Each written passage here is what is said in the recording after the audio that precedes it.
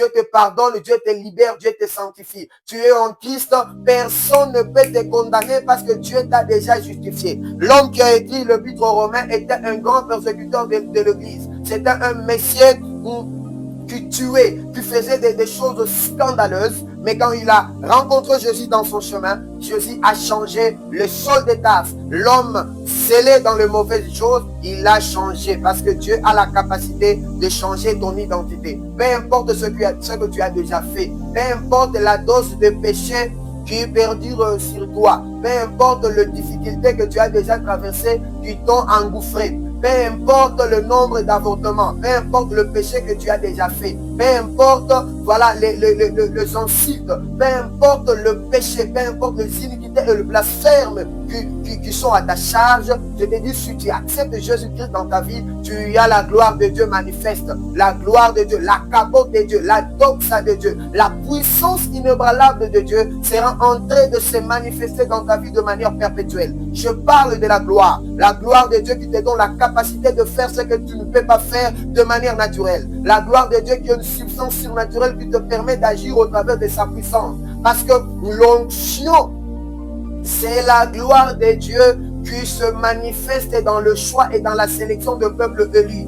Voilà, Dieu agit de manière glorieuse pour attester que nous lui appartenons. Je viens te susciter d'accepter le Seigneur Jésus-Christ dans ta vie.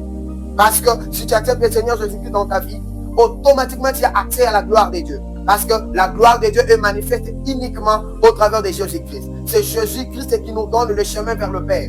Donc le cheminement vers l'intimité absolue de Dieu se trouve en Jésus-Christ. Donc si tu l'acceptes, il va changer ta vie. Et si tu l'as déjà accepté dans ta vie, voilà l'opportunité de pouvoir savourer de sa gloire. Voilà l'opportunité de pouvoir toujours vivre et te réjouir de bénéfices de l'évangile, de te réjouir de la protection, de te réjouir de la santé, de te réjouir voilà, de la délivrance, de la rémission des péchés, de te réjouir de l'assurance de ton salut, de te réjouir de la sanctification éternelle qui te en partage parce que tu es en Christ. Et tu vas te réjouir par la déclaration. Déclare chaque jour que tu es sauvé. Déclare chaque jour que tu es un enfant de Dieu. Et la gloire de Dieu sera manifestée dans ta vie. Dans tes prières, ne déclare pas que je suis un pécheur. Déclare que tu es saint. Déclare que tu es sanctifié par Dieu. Déclare que Jésus-Christ a payé le prix pour ta rémission des péchés. Et déclare que tu as le sacrifice parfait qui est l'offrande de Jésus-Christ à Golgotha. Déclare ces choses. Le déclare, tu peux le déclarer. La Bible même dit que le faible dise je suis fort. Donc tu peux déclarer la force malgré l'état de faiblesse. Tu peux le déclarer. Tu peux dire des mots. Même quand rien ne va, dis que ça ira. Même quand les portes sont fermées, dis que je crois au Seigneur Jésus et lui donne la vie là où il n'y a pas la vie. Parce qu'il est la résurrection. Il donne l'abondance. Il est le maître de multiplication. Donc tu peux le déclarer chaque jour dans ta vie. Tu peux avoir cet état de conscience d'être convaincu et persuadé au plus profond de toi que Dieu t'aime et tu as la gloire de Dieu. Tu ne cherches pas la présence de Dieu, tu es la présence de Dieu. Parce que la Bible dit que tu es le temple du Saint-Esprit. Donc Dieu habite en toi.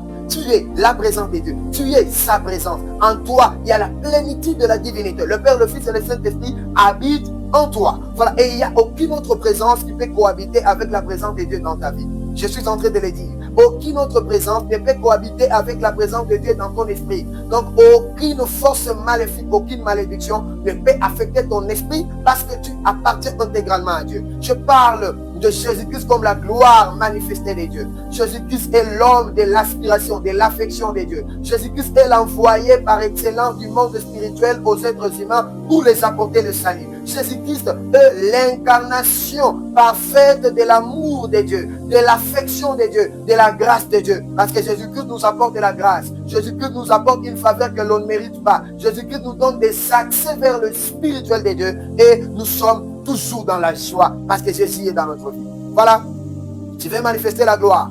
Crois au Seigneur Jésus-Christ. Tu veux manifester la gloire. Accepte, déclare ce que Jésus-Christ a fait dans ta vie. Sois conscient de ce que Jésus est dans ta vie. Marche selon la voie de l'Esprit. Marche selon le chemin que Jésus-Christ te trace et tu vas savourer la gloire de Dieu à des dimensions hors normes. Sois infiniment béni par ce message d'éveil de conscience. Voilà, nous parlons de la gloire de Dieu manifestée en Jésus-Christ. Sois infiniment béni. Merci.